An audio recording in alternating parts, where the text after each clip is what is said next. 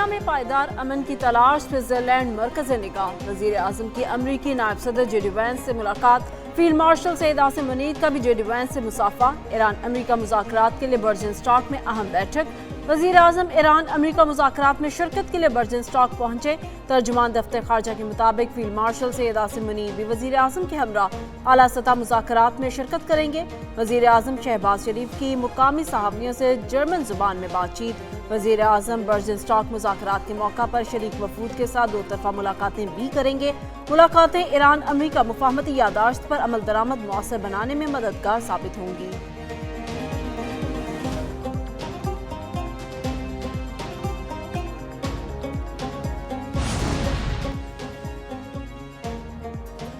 امریکی نائب صدر جے ڈی وینس مذاکرات کی کامیابی کے لیے پرامید. کہا امید ہے ایران کے ایٹمی معاملے پر پیش رفت ہوگی. سوئٹزرلینڈ میں 1 یا 2 دن قیام کریں گے. لبنان میں تنازع کی شدت کچھ کم ہوئی ہے. اسرائیل کو لبنان پر حملہ کرنے سے روکنے کے لیے کام کریں گے.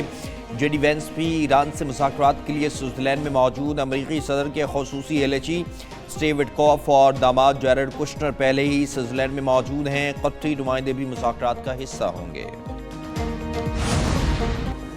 ایرانی وفد کے بھی سوئٹزرلینڈ میں ڈیرے. باقر کالیباف کی قیادت میں وفد برجن اسٹاک میں موجود. ایرانی وزیر خارجہ سید عباس عراقچی کی سوئس وزیر خارجہ سے ملاقات. ایران اور سوئس حکام کی وفود کی سطح پر بھی اہم بیٹھک. ایرانی وزارت خارجہ نے کہا لبنان میں جنگ بندی کو یقینی بنانا اجلاس کا مرکزی مدعا ہے. پاکستان اور قطر کے وفود کے ساتھ ثالث کی حیثیت سے دو طرفہ ملاقاتیں کریں گے. برجن اسٹاک مذاکراتی اجلاس صرف 1 دن کے لیے منعقد ہوگا.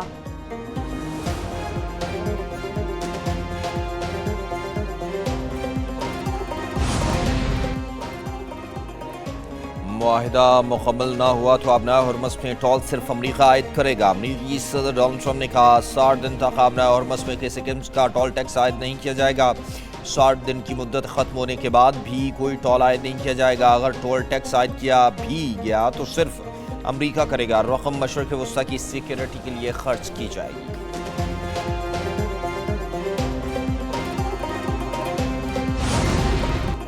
امریکہ کا واحد مطالبہ جوہری بام نہ رکھنے کا ہے. ایرانی صدر مسعود پزشکیان کہتے ہیں شہید رہبر اعلیٰ نے بھی کئی مرتبہ یہ بات کہی تھی کہ ہم جوہری بام نہیں چاہتے. امریکہ نے کہا صرف یہ بات لکھ کر دستخط کریں. ہم نے دستخط کیے. مفاہمتی یادداشت کی تمام شقیں ہمارے حق میں ہیں.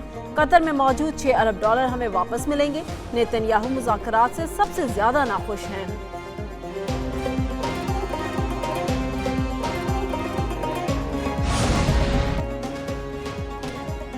امریکہ کا واحد مطالبہ جوہری بم نہ رکھنے. شہداء خلوہ یقین ہمیں دیکھتے ہیں اور ہم سے توقعات وابستہ کیے ہوئے ہیں. باقر کالیباف کہتے ہیں خدا نہ کرے کہ میں کبھی شہداء اور ایرانی عوام کے سامنے شرمندہ ہوں. میری خواہش ہے کہ میں مطمئن ضمیر کے ساتھ اپنے ساتھیوں سے جا ملوں.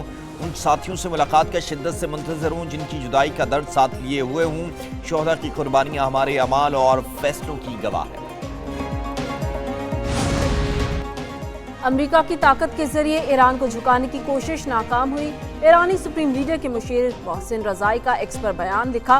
ناکامی کے بعد امریکہ مذاکرات پر اصرار کر رہا ہے. دشمن نے خود کو وعدہ خلاف ثابت کیا. ہمیں محتاط رہنا ہوگا. خوش فہمی سے گریز ضروری ہے. دشمن کسی بھی خوش فہمی کا فائدہ اٹھائے گا. مذاکرات کے معاملے میں مکمل احتیاط برتنی چاہیے.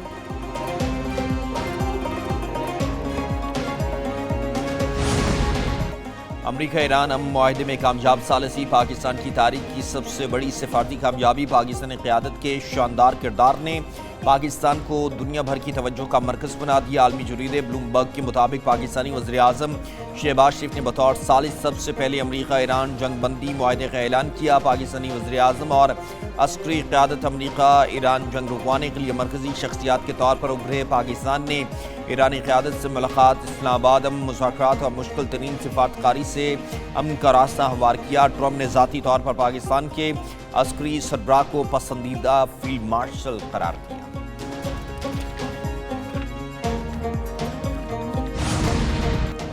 امن دشمن اسرائیل نے لبنان پر بارود کی برسات کر دی. حزب اللہ سے سیز فائر پر اتفاق کے باوجود حملے. جنوبی لبنان میں اسرائیل کی وحشیانہ بمباری. 24 گھنٹے میں 20 افراد شہید، درجنوں زخمی. اسرائیلی فوج نے نبطیہ کے مختلف علاقوں کو نشانہ بنایا. حزب اللہ کی جوابی کارروائی. 1 صہیونی فوجی مارا گیا، 13 زخمی.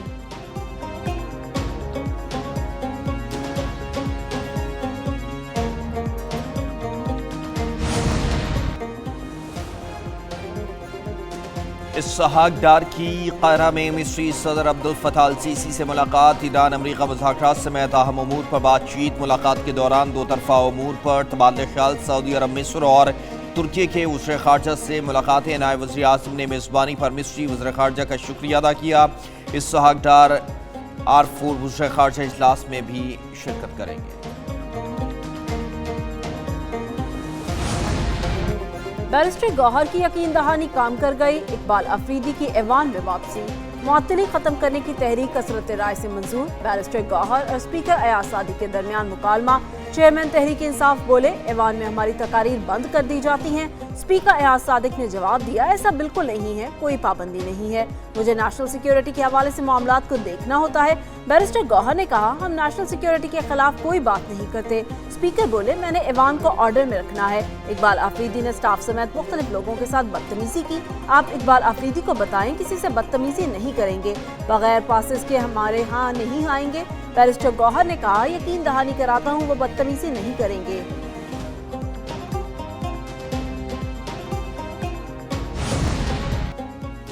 خواجہ آصف نے تحریک انصاف سے اقبال افریدی کی ضمانت مانگ لی، کہا معاملے پر فیصلہ کرنا اسپیکر کا اختیار ہے۔ تحریک انصاف اقبال افریدی کی ضمانت دیتی ہے تو ہمیں کوئی اعتراض نہیں۔ ایوان کا ماحول خراب نہ کیا جائے، آج کل سیکیورٹی رسک بہت ہے، پارلیمنٹ میں سیکیورٹی کا خاص خیال رکھا جائے۔ یہاں فوج پر بھی تنقید ہوتی ہے، میں خود کرتا رہا ہوں، سب اراکین مل کر ضابطۂ اخلاق بنا لیں۔ حاضر سروس جج کو نشانہ نہیں بنانا چاہیے۔ ہماری پارلیمنٹ لاجز کو ویگو ڈالوں سے بھی بچائیں، اراکین واک کر رہے ہوتے ہیں، سبز نمبر پلیٹ لگے، ویگو ڈالے، ویلگریٹی پھیلاتے ہیں۔ ہم اقتدار میں ہوتے ہیں تو آگے پولیس نہیں ہوتے تو پیچھے پولیس ہوتی ہے۔ وزیر قانون اعظم نذیر تارڑ نے کہا کہ ایوان کے تقدس پر کوئی سمجھوتا نہ کریں، مسلح افواج اعلیٰ عدلیہ کے ججز کے خلاف کسی کو بات نہ کرنے دیں۔ اسپیکر نے کہا، اراکین میرے ساتھ بیٹھ کر code of conduct. Football world cup میں ایکشن اور سنسنی سے بھرپور ٹاکرے۔ جاپان نے ٹیونس کو 4-0 سے مات دے دی۔ نیدرلینڈ نے سویڈن کو 1 کے مقابلے میں 5 گول سے ہرا دیا۔ گروپ ای میں جرمنی نے ایوری کوسٹ کو سنسنی خیز مقابلے کے بعد 1 کے مقابلے میں 2 گول سے شکست دے دی۔ جرمنی نے ناک آؤٹ مرحلے کے لیے کوالیفائی کر لیا۔ جرمنی کی جانب سے ڈینیس نے 2 گول سکور کیے۔ ایکواڈور اور کیوراساؤ کا میچ بغیر کسی گول کے برابر رہا۔ کیوراساؤ کے گول کیپر ایلوئے روم نے تاریخ رقم کر دی۔ گول کیپر نے ایک میچ میں 15 گول روکنے کا ریکارڈ بنا دیا۔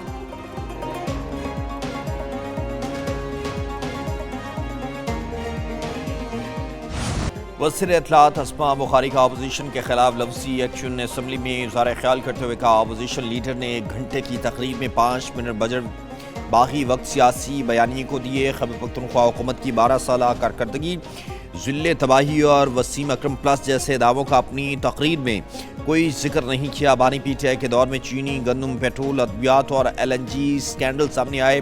کرپشن کے الزامات لگانے والوں کو اپنا دور بھی یاد رکھنا چاہیے۔ پنجاب میں 4 سال پنکی اور گوگی راج رہا۔ انتظامی عہدوں پر مبینہ بولیاں لگنے کے شواہد ریکارڈ کا حصہ ہیں۔ 9 مئی کے واقعات میں ملوث افراد سیاسی قیدی نہیں بلکہ قانون شکن ہیں۔